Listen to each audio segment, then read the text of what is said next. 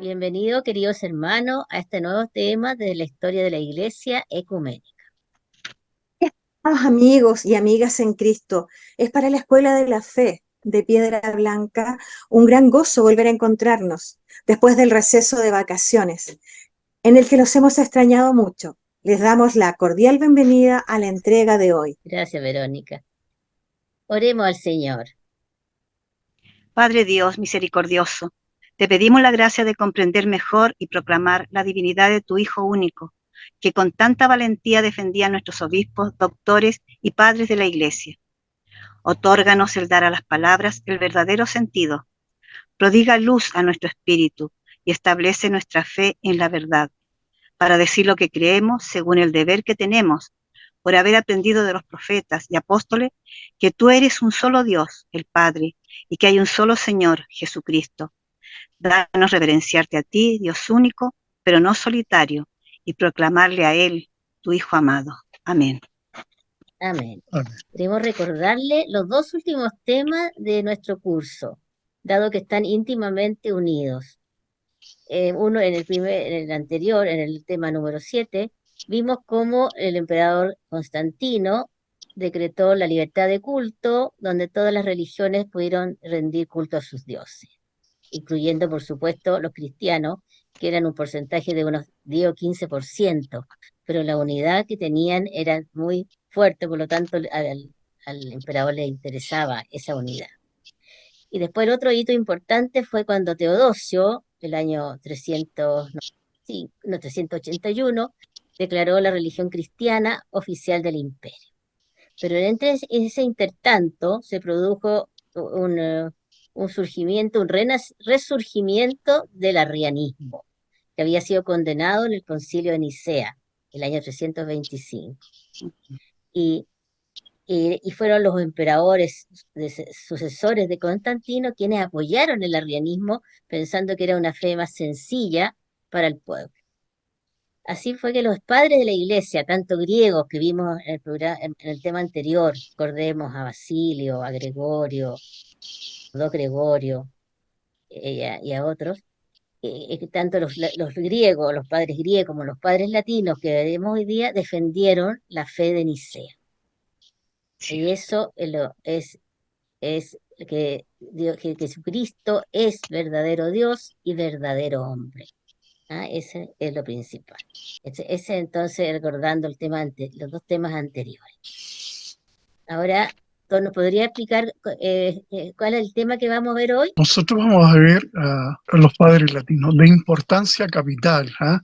Somos herederos de lo que ellos hicieron, sus obras pastorales, obras literarias, filosóficas. Son hombres de real valía.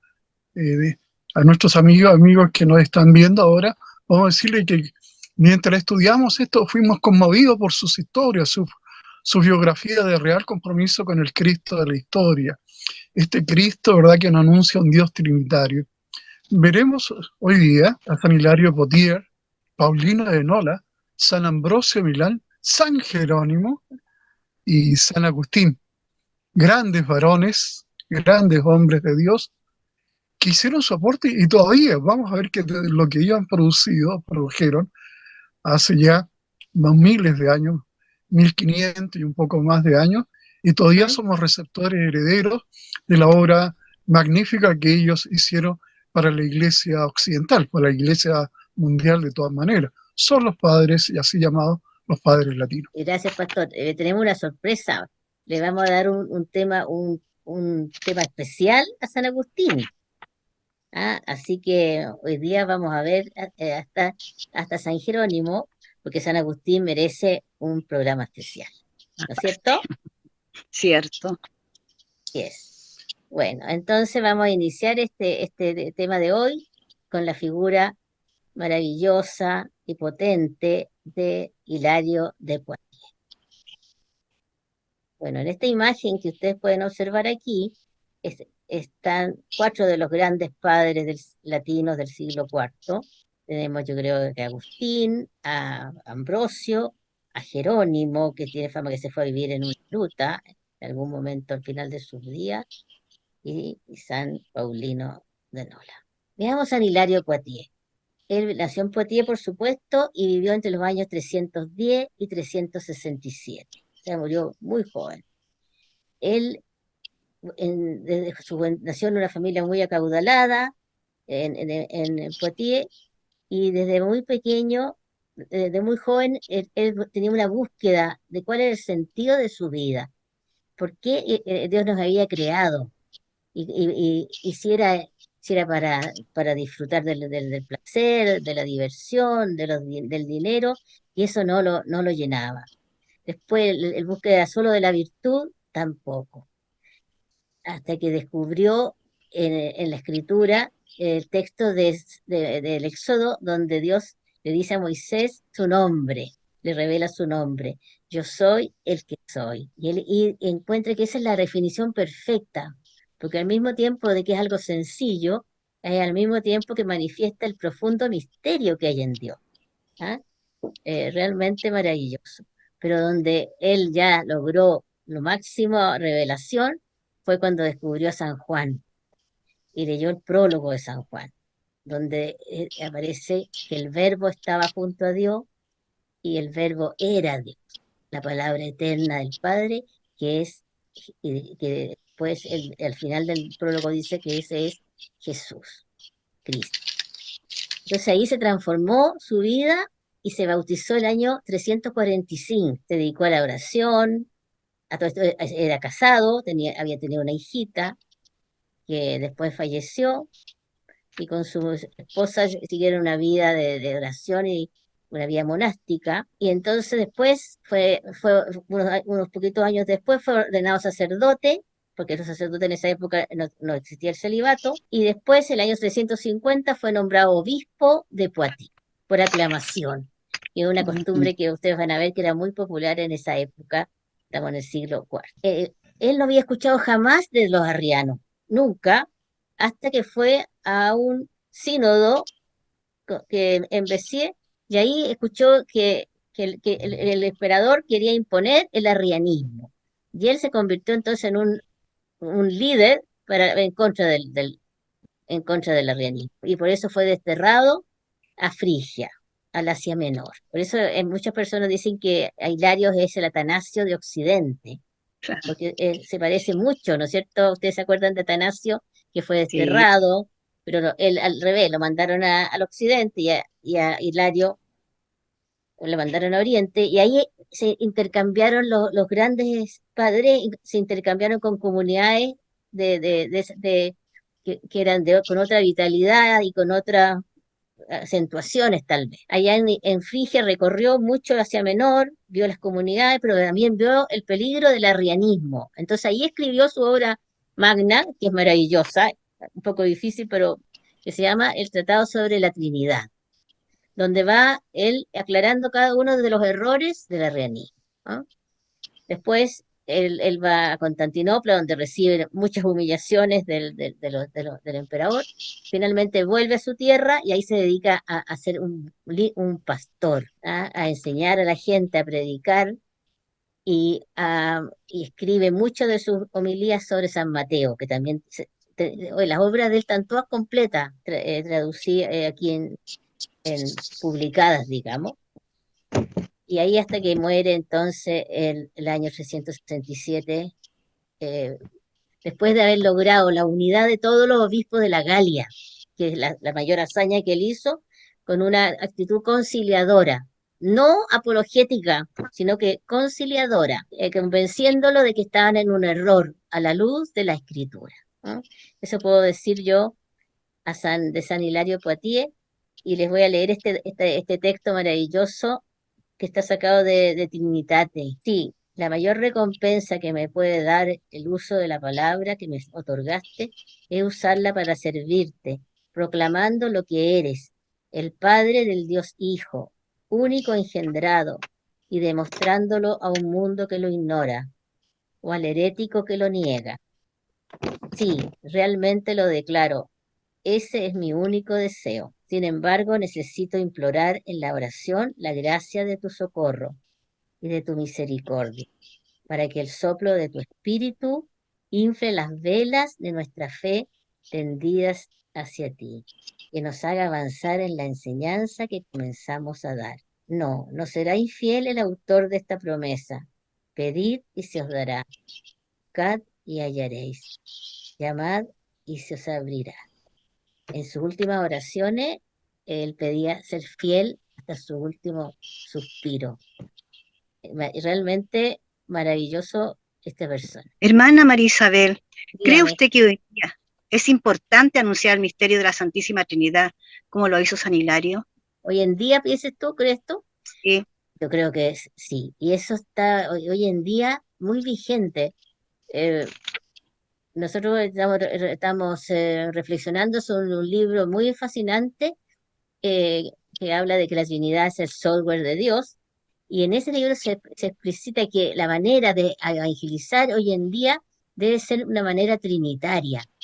¿Por qué? Porque la Trinidad es Dios en tres personas, o sea, no es un Dios solitario, no es un Dios individualista como somos hoy en día, que somos muy demasiado individualistas, es un Dios comunitario, un Dios en relación, un Dios comunicación, que es lo que nos hace falta, y un Dios hoy en día cercano, ¿ah? Que es lo es. que nos hace falta hoy en día. ¿Ah? Eso es Gracias. lo que te puedo decir. Bien. Bien, llegamos entonces al segundo de nuestros padres de la iglesia, San Ambrosio. San Ambrosio de Milán, obispo y doctor de la Iglesia. El joven prefecto de Liguria, Ambrosio, nació en Tréveris hacia el año 339, de una familia romana muy acomodada. Todavía era catecúmeno cuando, por aclamación del pueblo, fue elegido a la sede episcopal de Milán, y a 8 días después de ser bautizado, es consagrado obispo el día 7 de diciembre del año 374. En cuestión de religión cristiana tenía que aprenderlo todo, y se dedicó al estudio de la Biblia con tanto empeño que pronto la aprendió a fondo. Pero ahora Ambrosio no era un intelectual puro, era sobre todo un óptimo administrador de su comunidad cristiana. Fue un verdadero padre espiritual de su comunidad, especialmente de los jóvenes emperadores Graciano, Valentiniano II y del temible Teodosio el Grande, a quien no dudó en reprochar duramente, exigiéndole una penitencia pública como expiación por haber hecho asesinar al pueblo de Tesalónica para Mm. acabar con una revuelta. Ambrosio es el símbolo de la iglesia que renace después de duros años de ocultamiento y de persecuciones. Por medio de él, la Iglesia de Roma trató sin nada de servilismo con el poder político. Sus cualidades personales fueron las que le atrajeron la devota atención de todos. La actividad cotidiana de Ambrosio estaba dedicada a la dirección de la propia comunidad y cumplía sus compromisos pastorales, dirigiendo a su pueblo más de una homilía pastoral. Sí. Y San Agustín, que fue un asiduo escucha de los sermones de San Ambrosio, nos cuenta en sus confesiones que el prestigio de la elocuencia del obispo de Milán era muy grande y muy eficaz. El tono de este apóstol de la amistad, orador maravilloso, predica y escribe sus catequesis, especialmente el tratado de los misterios y sacramentos, un tratado de moral, se llama de oficiis, y uno de los para las vírgenes consagradas, que se llama De Virginibus. Sus libros publicados y que han llegado hasta nosotros no son sino rápidas transcripciones, poco o nada revisadas. En ellos se nota rápidamente el tono familiar del pastor que se dirige con amable sencillez a sus fieles. En ellos se siente palpitar el corazón de un gran obispo que logra suscitar conmovedoras emociones en sus oyentes con argumentos llenos de emotividad y de interés. Como buen pastor le gusta hacer cantar a su pueblo. Por eso compuso un buen número de himnos, algunos que todavía son familiares en la liturgia ambrosiana. Fue él quien introdujo en Occidente el canto alternado de los salmos. Es un contemplativo y al mismo tiempo un apóstol social que denuncia los males debido al dinero y los atropellos a la justicia. Protege a los pobres. Célebre su acción para afirmar la independencia de la Iglesia frente al Estado, que se había mezclado demasiado en los asuntos religiosos en el tiempo del arrianismo. San Ambrosio de Milán es una de esas figuras que surgen en la historia de la Iglesia de una forma totalmente inesperada. Alguien que estaba destinado a ejercer los cargos políticos más altos de su época y que en cambio se convierte en obispo. Pero no un simple obispo, sino uno de los grandes de la historia de la Iglesia, un obispo que defendió las auténticas enseñanzas de la Iglesia, que su comprensión de las Escrituras ha sido influyente durante siglos, alguien que ha dejado un legado de himnos para adorar.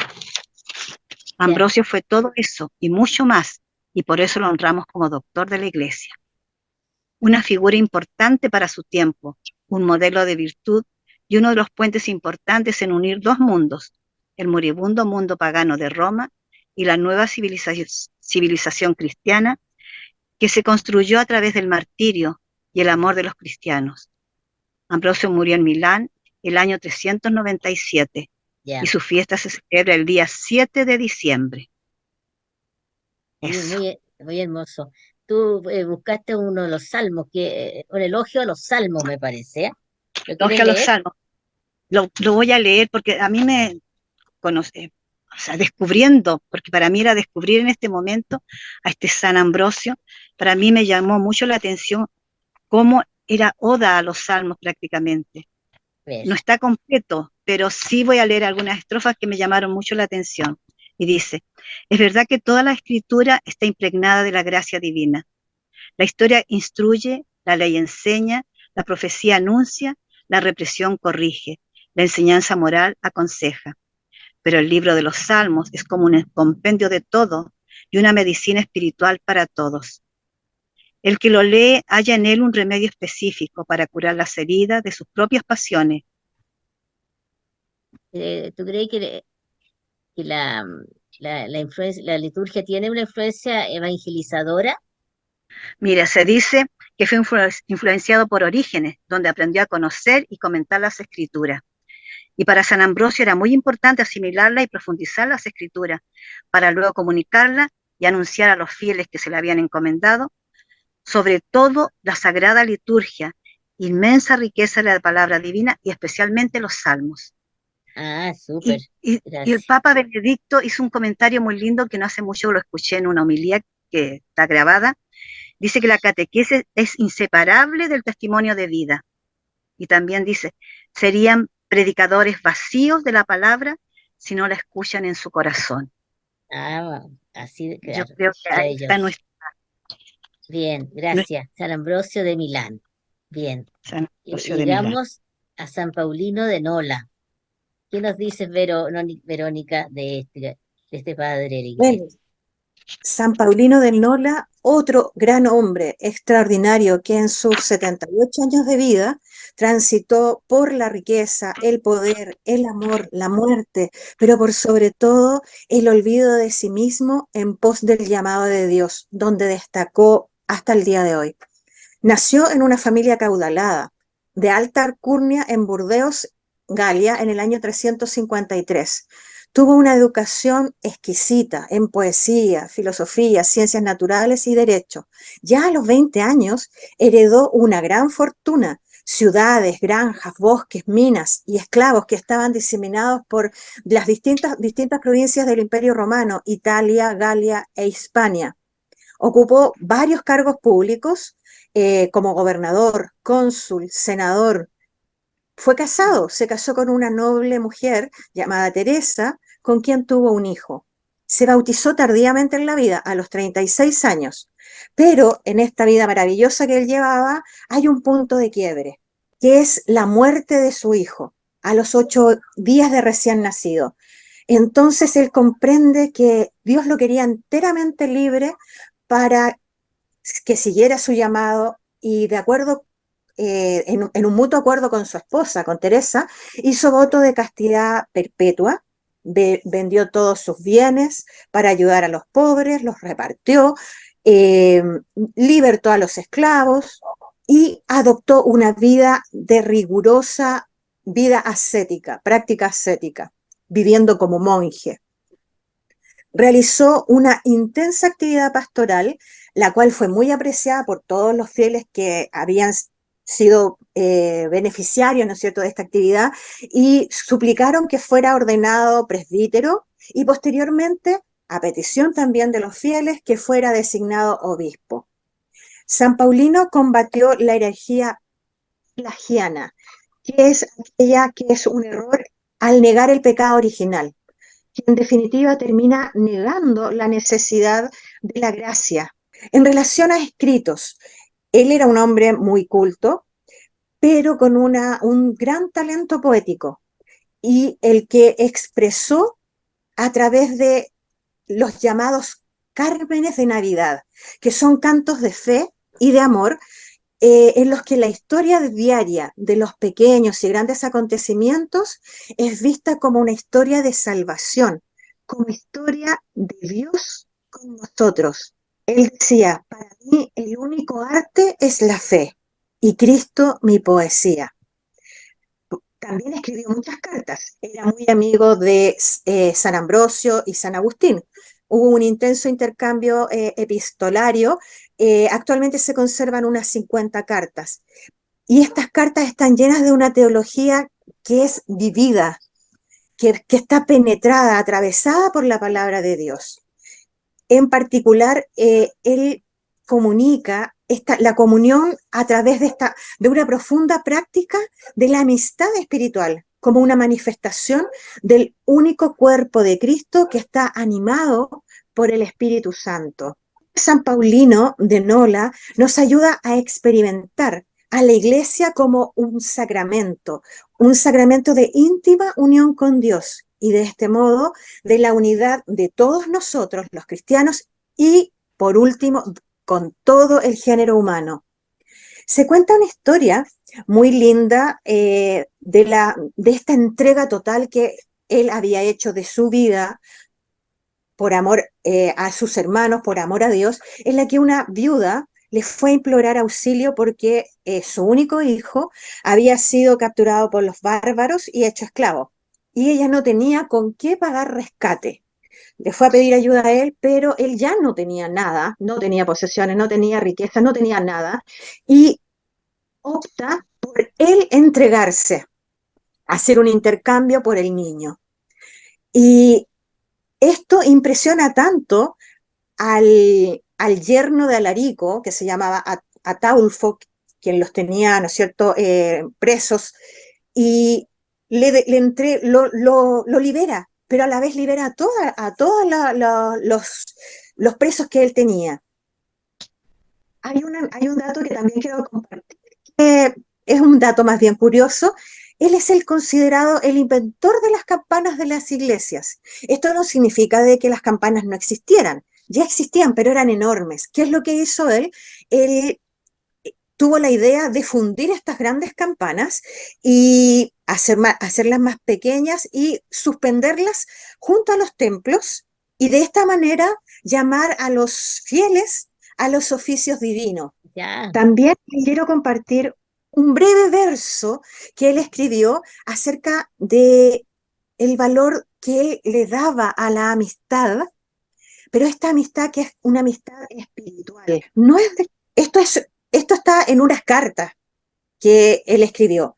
No es de sorprender que a pesar de la lejanía estemos unidos, y sin habernos encontrado nos conocemos, pero somos miembros de un solo cuerpo, tenemos una sola cabeza, hemos quedado inundados por la única gracia, vivimos de un solo pan, avanzamos por el mismo camino y vivimos en la misma casa. ¿Esa carta es escrita a quién? Esta carta, claro, es la carta número 6, escrita a San Agustín, que obviamente vivía en distintos lugares. Muchas gracias, muy hermoso lo que has explicado de San Paulino de Nola. No sé si hay alguna pregunta a Verónica. Dígame, pastor.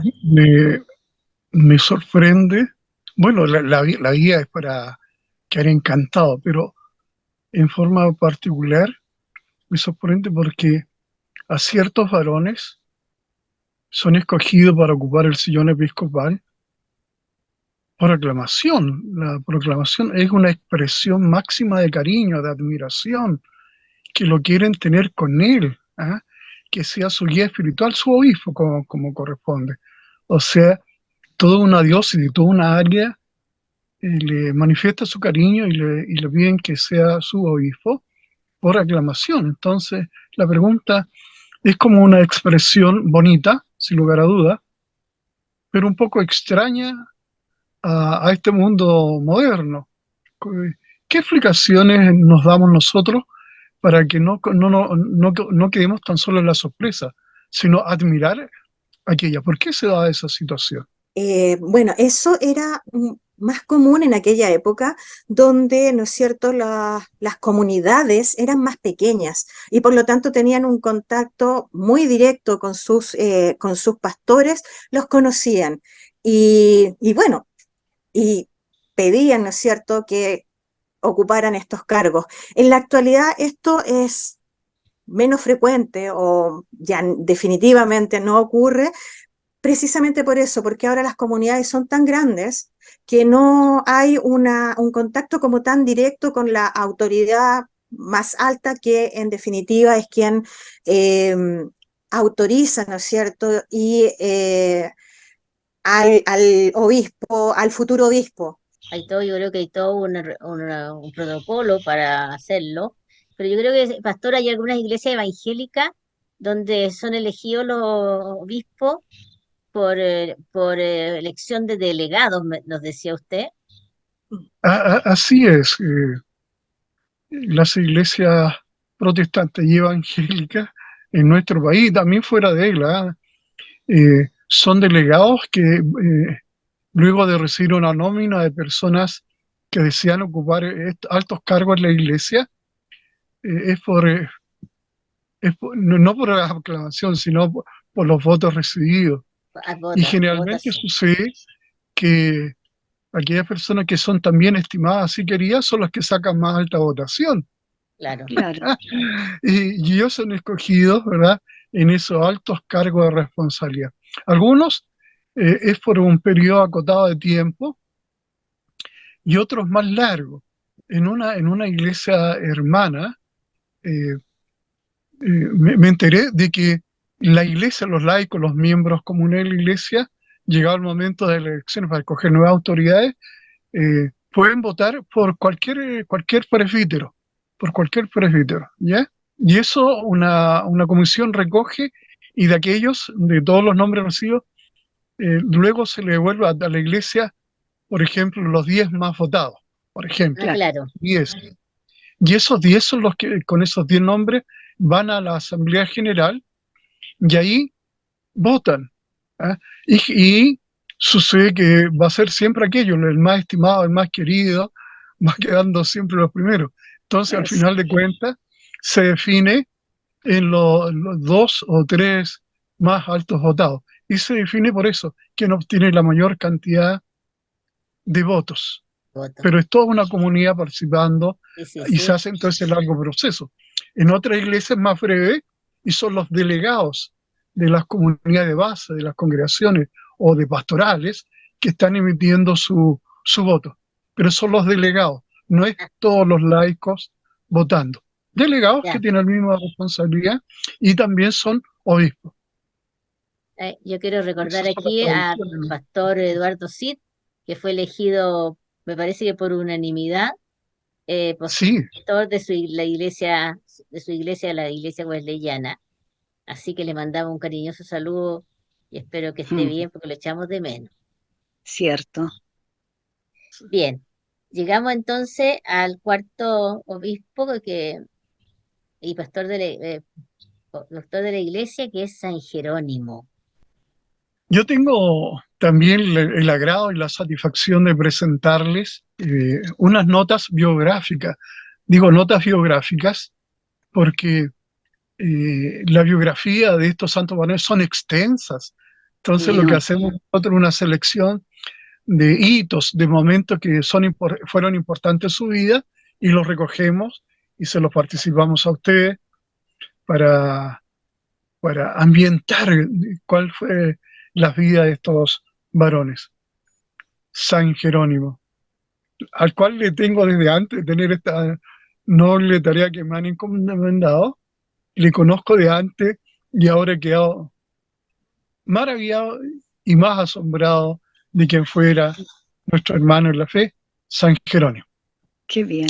Bueno, ahí ustedes pueden ver la fecha, dice 420, la fecha aproximada de su deceso, ¿ya? Pero su nacimiento se establece alrededor del año 340.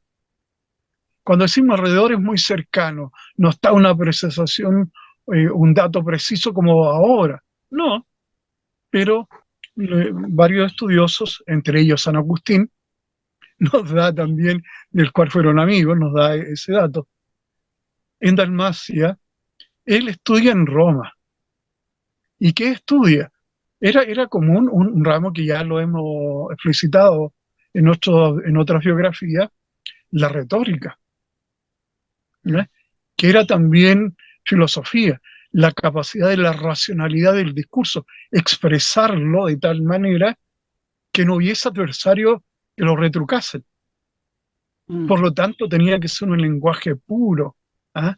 De tal manera que la retórica, el discurso, convenciese a su auditorio y en particular dejarles, ¿verdad?, mudo a sus adversarios. Sí. Esa es la retórica, o sea, era una ciencia política por excelencia. Estudió también filosofía y era un hombre inquieto intelectualmente, muy inquieto. Hacía, cuando es joven, alrededor de 18 o 20 años, nos dicen algunos, recibió el santo bautismo.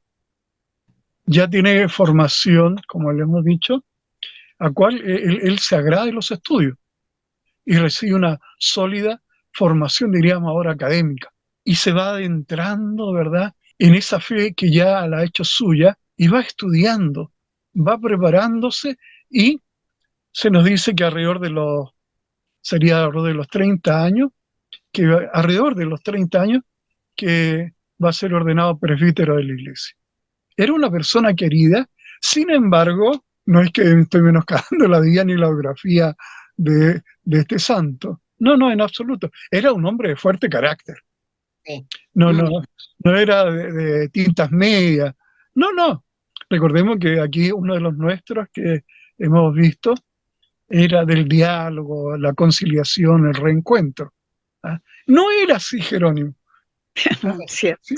Si con la palabra quería decir sus cosas, a través de la escritura también. Era un hombre exaltado cuando se trataba de defender su posición y defender lo que él creía era la auténtica fe cristiana, la fe ortodoxa. Se le podría decir, ¿verdad?, ahora que estamos frente a un hombre intelectual. Con esto estamos diciendo que fue un hombre que el Señor levantó para entregar una respuesta a las situaciones de ellos. En absoluto estamos menoscabando los que han sido buenos administradores eclesiásticos, buenos pastores. No estamos diciendo, simplemente él tuvo esas capacidades que favorecieron a la iglesia. Habiendo entonces estudiado filosofía, la retórica, la dialéctica también, se interesa por los idiomas bíblicos y recibe información del idioma hebreo. Son dos sus profesores. Uno es un judío converso que le enseña precisamente el idioma, y luego un maestro, un rabino judío. Recordemos que su idioma es el latín, por lo tanto tiene que aprender el hebreo y tiene que aprender también el griego. Son los tres idiomas originarios de la Biblia. Por ahí hay expresiones arameas también, pero en lo fundamental son estos tres idiomas. Él, siguiendo una petición del Papa Dámaso, inicia una labor titánica. Y tiene varios periodos, pero la primera parte de su labor va a ser la traducción del Antiguo Testamento del idioma hebreo al latín. Una tarea que fue elogiada por algunos y otros elevaron ciertas críticas, porque tenían temor que fuese judaizante su traducción. Bueno, él siguió con su tarea de la traducción y luego comienza la traducción desde el griego al latín del Nuevo Testamento. Una obra increíble, obra que va a ser llamada la Vulgata. La Vulgata. O sea, el idioma del vulgo, del pueblo común, que era el latín. Claro, Entonces él se da cuenta que la Biblia tiene que llegar al idioma del pueblo, que era aquel idioma, el latín. El latín era el idioma de todo el imperio. Por lo tanto, ¿verdad? Esta versión fue, el propio Acuña revisó también y mejoró su técnica, de la cual toda la iglesia es deudora y debe agradecer esta obra titánica, magnífica, que es la Vulgata, que dura hasta ahora. La Vulgata fue durante muchísimo tiempo, ¿verdad?, el texto oficial de la hermana Iglesia Católica al cual expresamos nuestro respeto. Esa situación va a cambiar un poquito cuando se debilita el imperio, recordemos, y van surgiendo otras políticas, y entre ellos resurgen los idiomas nacionales, que van a ser llamados los idiomas vernáculos. El latín va a dejar de ser la lengua, va a ser la lengua de los diplomáticos, ¿ah?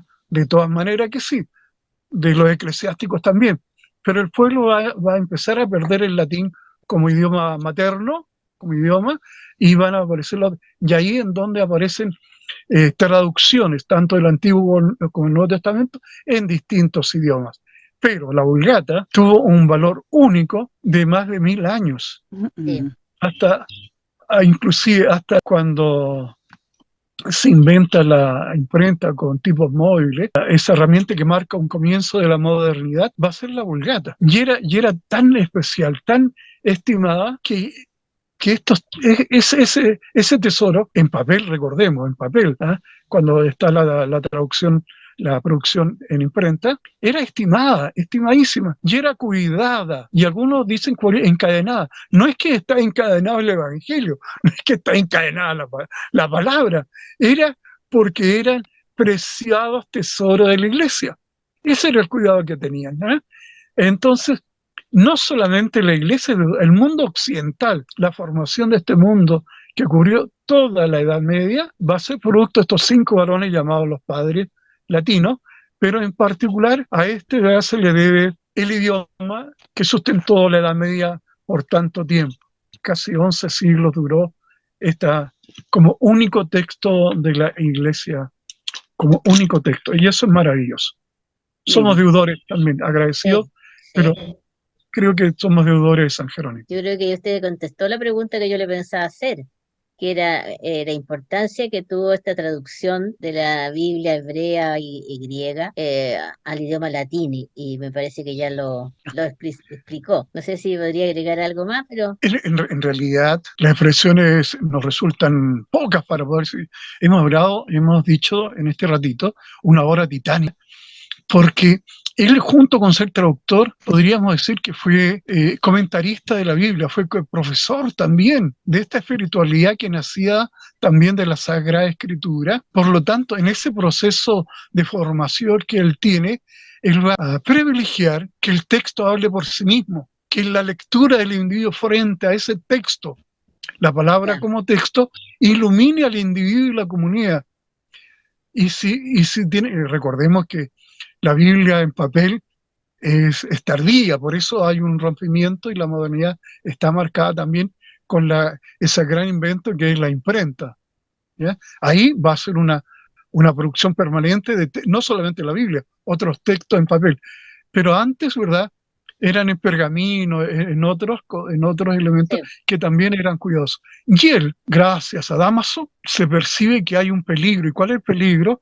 Habiendo distintos textos sagrados, textos del Nuevo Testamento y del Antiguo Testamento, diversos, no había un único, ni siquiera era oficializado, las interpretaciones eran múltiples, faltaba un texto, y él siguiendo los consejos de sus maestros, los maestros del hebreo y también maestros del griego, es que hace esta producción. No, que yo me declaro deudor, ya ustedes lo habrán notado, de todas sí. maneras que sí, es una obra maestra que cruza la historia. San Jerónimo, usted decía que era un hombre de carácter fuerte, pero también muy radical en su elección, en su postura, en su vocación. Aquí pusimos un texto donde él hace una exhortación a irse al desierto, o sea, a abandonar la mundanidad, yo creo. Si quiere lo leemos. Le escuché despacito, permítame escucharle de nuevo. Repita, por favor, mi hermana. No, lo que estábamos diciendo es que San Jerónimo, que era un hombre muy, muy radical en su elección y en su vocación, parece que fue a vivir a Belén y vivían como en una Ah, caverna, cierto. Sí, sí, muy, muy sí. pobremente, y escribió esta exhortación a irse al desierto que está en nuestro oficio, en que se ve la exigencia que él tiene. No sé si lo quiere que lo leamos.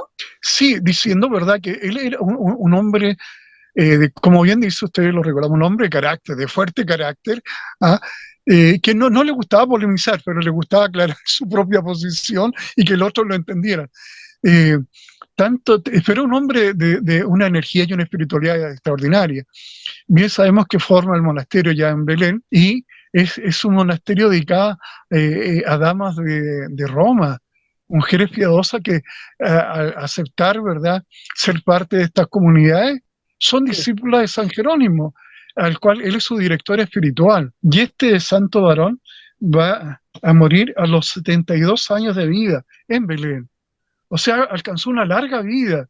Fue así. un prolífico escritor, pero en todo momento él deseaba decir la centralidad de la palabra del Señor, el texto escrito que hable a las personas. Eso es magnífico.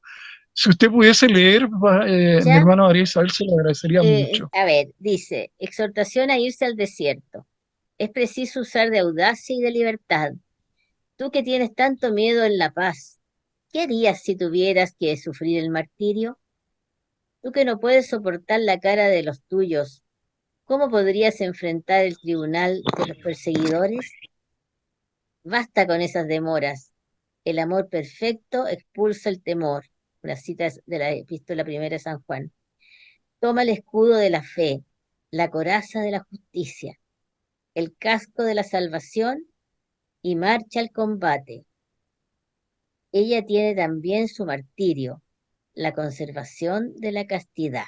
Bonito. Bueno, estamos llegando entonces a la parte final de nuestro tema sobre los padres latinos, pero dejando a nuestro amigo San Agustín para el próximo tema. Aquí estamos entonces para culminar este tema. Queremos que cada uno de nosotros explicite un poquito qué ideas serían como las claves de este día en que hemos estudiado estos cuatro padres. Pueden ser mucho más porque hay muchos otros. ¿Qué Cierto. podrían decir ustedes? A mí me impresionó mucho el conocimiento de la escritura que tenían. Y yo no sé si Hilario o cualquiera de esos tenía una traducción latina. Yo creo que todavía no tenía una traducción latina, o sea, lo leían en griego. Ah, Sí, creo que tiene que ver Hilario eso. cuando descubrió el Éxodo, la frase yo creo que habrá leído en hebreo, porque cuando fue a Frigia, aprendió los idiomas del Oriente. Entonces son personas admirables. Eso me llamó mucho la atención. Lo otro también que es importante, que los que hemos visto hoy día destacaban el gran misterio de la Santísima Trinidad. Siempre viendo toda la finura que tiene, como tú dices, seguramente lo estudiaron en su idioma, el idioma que estaba traducido a la Biblia en ese tiempo, pero todos llegaban como siempre al mismo punto: Padre, Hijo y Espíritu Santo, divinidad total. Me llama la atención. Y otro punto que me llamó la atención, todos estos que hemos visto hoy día, de origen muy acomodado, Sí, gente muy culta, gente que se olvidó de todo, vende todo y se dedica a las cosas de Dios. Hermosa esa parte. ¿qué pasó? Hermana María Isabel, a mí lo que me encantó Sí, de, de estas personas, no quiero decir personajes, Mm. cuando decimos personaje algo se pierde, humanidad. Estas personas, estos hermanos nuestros de la fe trinitaria, ¿verdad?, es el cariño que le profesa la gente. Cierto. sí, Y eso muestra la cercanía de estos con sus comunidades, ¿eh? sí, Eh, son aclamados dirigentes de sus comunidades, levantan obras de refugio, ¿ya? Por ejemplo, un monasterio, ¿ya? Son unas casas de refugio, porque hay una espiritualidad que va a satisfacer a aquellas personas que andan en búsqueda de un nuevo sentido de la vida cristiana. Entonces, eso demuestra cercanía, cercanía. ¿Eh? Me agrada, me agrada Sí, ese sí, muy hermoso eso. Sí, no sentido. sé, ¿algo más? Bueno, a mí lo que me Cariño. llamó la atención, quedé muy impresionada por esta radicalidad, ¿no es cierto?, con la que ellos acogen el llamado del Señor. Gente que venía de un estado socioeconómico, utilizan sus talentos y su conocimiento, ¿no es cierto?, para ponerlos al servicio de la evangelización. Y me llama la atención también el que de los que vimos hoy en día, ¿no es cierto?, 3 de ellos habían sido casados, tuvieron hijos, eh, y aún así el llamado era más potente. Aceptar, ¿no es cierto?, el que Dios me llama y me exige dedicación absoluta. El tiempo no es por egoísmo, obviamente, de parte de Dios, sino que podemos entender de que una persona que está comunicando, poniéndose al servicio pastoral, necesita estar libre para poder precisamente entregarse 100%, porque la labor es muy variada y compleja. Yo encuentro también eso una gran, habla tanto de la entrega de ellos. Sí, Y de sí, que en el caso de San Paulino, ¿no es cierto?, tener una esposa tan generosa y tan enamorada de Dios, que siguió también sus pasos de compartir esta vida de sacrificio, de monacato, en pos, ¿no es cierto?, de este Señor que los llama y que como matrimonio al final terminan siendo hermanos en la fe, después de haber sido, ¿no es cierto?, una pareja como todas. eso. Bueno, gracias a todos ustedes. Hemos preparado este tema con tanto cariño y realmente fue demasiado interesante. Así que damos gracias al Señor y nos despedimos orando. Le damos gracias al Señor por este tema tan importante que tú nos has dado, que hemos preparado, como decía, con tanto cariño. Y te pedimos que nos des esa fortaleza, esa fidelidad que tuvieron estos padres de la iglesia del siglo cuarto, que supieron abandonarlo todo para seguirte, siguiendo las palabras de tu evangelio. El que quiera seguirme, que venda y donde todos vienen a los pobres y sí que me siga. Les damos gracias por todo esto y te bendecimos a ti que eres Padre, Hijo y Espíritu Santo. Amén. Amén. Nos despedimos hasta la próxima en que veremos a la figura grande de San Agustín. Pater noster, qui es in celis, sanctificetur